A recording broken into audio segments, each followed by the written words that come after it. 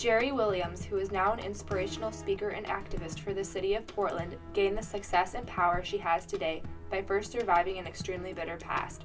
Abused as a child and by her first husband, Jeri, the mother of 3, abandoned her life in Rhode Island and moved to Oregon, where she was forcefully prostituted. He was a gang member. We always had like 10 or 15 gang members in this apartment, this 2-bedroom apartment in Northeast Portland, and he would say, "You're going out." I'm like, "I'm not going out." And then he would beat me up, and then I would go out. And so I would go out every night in the summer of '89. And I lived on 66th and Halsey, and I would walk up to 82nd. I walk up and down the street till 5 o'clock in the morning, or if I made $300. In order to do the job, I started getting drugs, and so generally that was cocaine. It's unimaginable to most people to think they would ever get to a point where they would either be forced, where fear would make them go out and do it, or this total belief system that your life is just worth nothing. In August, I went out one night and it was about 5 o'clock in the morning and I was walking home. And the way you dress, you don't dress like for this weather. You know, you're not dressing to stay dry or warm, and you're not wearing shoes that are comfortable for walking up and down 82nd Avenue, for walking miles and miles.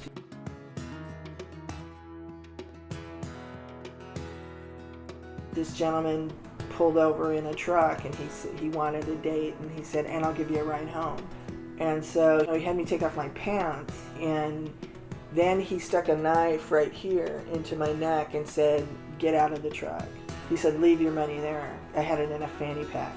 I'm like, I can't leave my money here, you know. And so I reached in to get it, and I got stabbed in my arm. It was back here, and I was fighting with him. I punched him.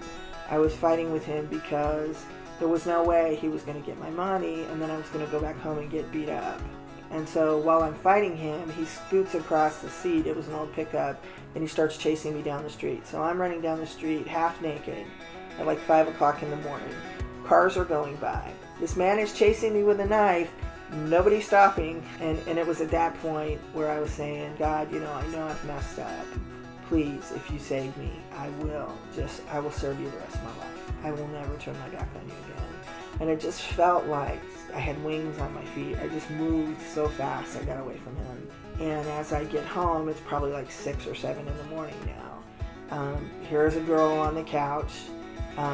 All these guys are taking their turn with her, and it was like, that's it. It's done. It's over. I didn't really have any value of my life at that time. It was really more about, I have some children in this that need better than this. The next day, Jeri's pimp was arrested, but like most human trafficking victims, her journey to recovery was not an easy road. She faced injustice, homelessness, and years of desperation before her fight for the life she deserved became a reality. Today, Jeri is traveling and speaking, supporting funding for underrepresented groups, and engaging in justice for various citizen groups in Portland.